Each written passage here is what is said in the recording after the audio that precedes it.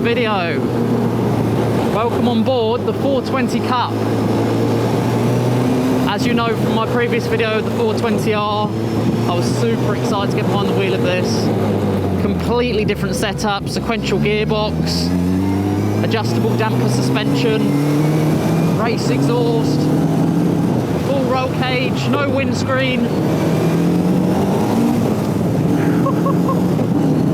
So much fun!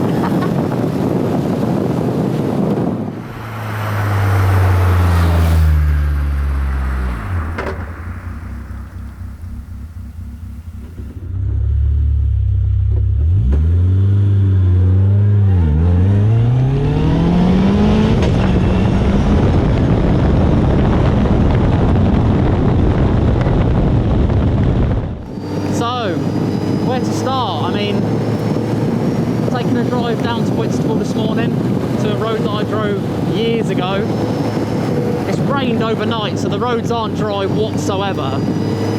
But fortunately, with that little bit of experience of the 620S in the rain, when I had to drop the car off, I don't think much can get scarier than that. But as you would have seen in my previous video, I had the 420R. And the 420 Cup actually runs the exact same brake horsepower, same engine, 2-litre Duratec. And it's just a completely different car. I've driven it for 4 days now, been using it as a daily driver, which may surprise some of you. But when a car's this good and you don't want to get out, why not use it every day? I think if I owned one, it would be a different case, because obviously you wouldn't have that kind of eagerness to drive it every single time you can, because you've got a whole year or whatever, however long you have the car for to get behind the wheel. But when you have a loan spell for a week, you want to use all of that week. And it's actually kind of annoying, because the first 3 days have been dry, sunny, and not a tiny bit of rain. And I was holding up for the weekend for the roads to be quieter to actually film the video itself. And it's almost gone against me, because had I done it 2 or 3 days ago, it would have been completely dry and I could have tested the car properly and used it as I have been on dry roads. But unfortunately, now the roads are wet, it's not quite as safe to put your foot down in certain areas.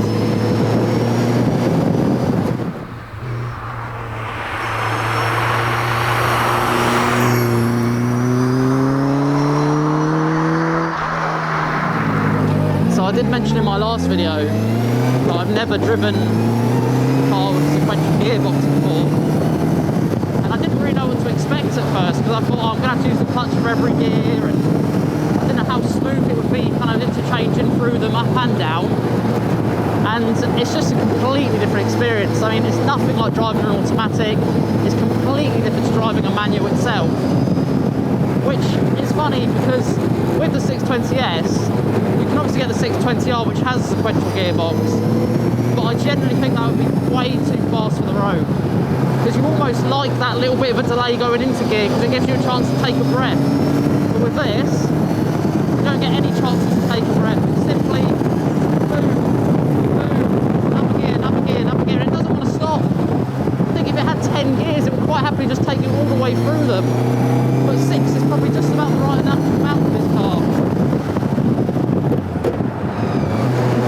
The way you can drop down through 2 so simply, rather than have to try and find first and get back into second for a corner, it just makes perfect sense. And with a car that has this power, this weight, this enjoyment, why not have it with a sequential gearbox?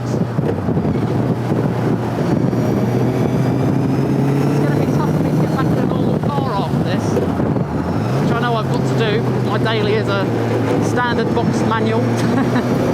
Nowhere near as much power, but still quite a bit of fun. But it's one of those things, it's like, had I never driven a sequential gearbox car, I'd never know what I was missing out on. And now I have. I almost don't want to get in another Caterham that doesn't have one. The 620R would just be an insane experience, but I thought I would have to have that on a dry day for sure. Damp roads, wet roads, no chance.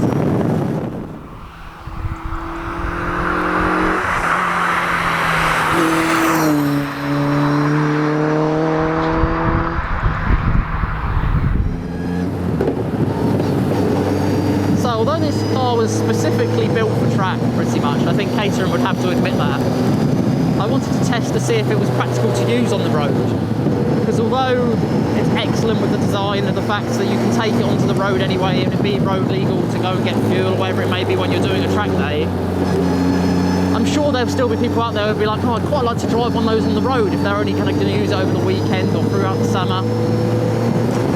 And I wanted to see if it was practical to do so, and it really is. I mean, sequential gearbox always makes that more so than the 420R, because first and second gear in the 420R and even the 620S, you don't really want to keep going in and out of them. But with the sequential, I think you could almost be sat in traffic and probably be okay.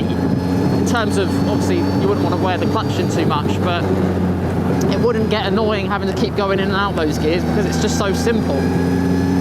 But when this car's on an A and a B road where you can really unleash it, I hate to say it, but it's probably more fun than being on track. Because if you know a road very well, like you would going around a racetrack many times, you can still use all the potential power because it's only running 210 brake horsepower. I say only.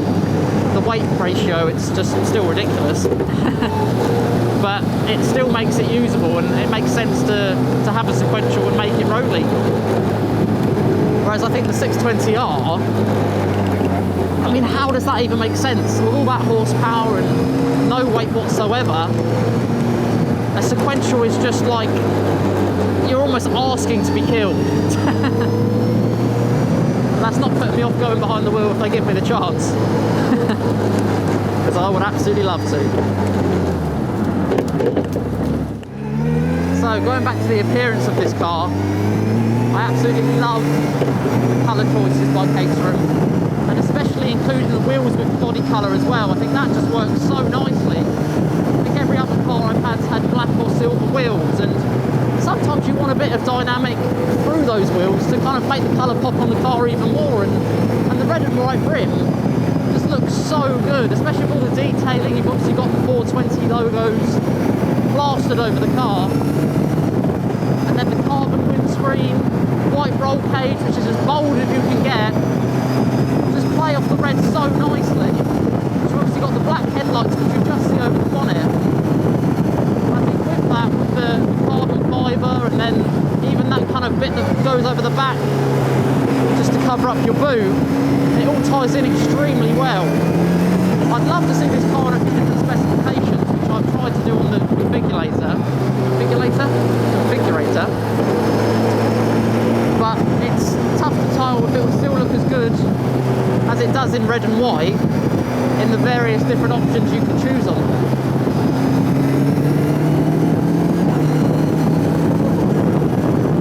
Oh, I just love how smooth it is.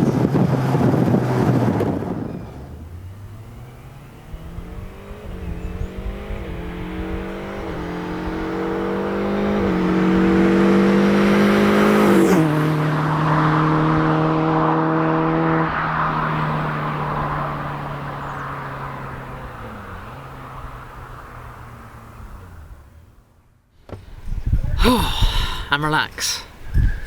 Finally finishing this video after 4.5 hours of driving and filming. I think it's so difficult solo filming, especially in something where you've got a harness where you have to keep getting in and out, and like taking my helmet off to double check that all my angles and kind of apertures and stuff are right on the camera. I mean, that in itself is a nightmare. Taking sunglasses off, because you can't, well, you can kind of do it with your helmet on, but it's not as easy to take them off. And yeah, just like absolutely hectic. Obviously wet roads didn't help, but luckily the Avon tyres kept me on the roads, not in a hedge, so at least I'm filming an outro. I'll be grateful for that. but no, I mean, the car is absolutely filthy now. I do kind of feel a little bit bad, although it's supposed to be driven and it's probably the dirtiest it's been since it's been built, so I'll obviously take it to get a wash this afternoon and make it a bit more spruced up again so it looks all good, and the red is actually red and not brown. But yeah, no, the end of the video, wow. What a car.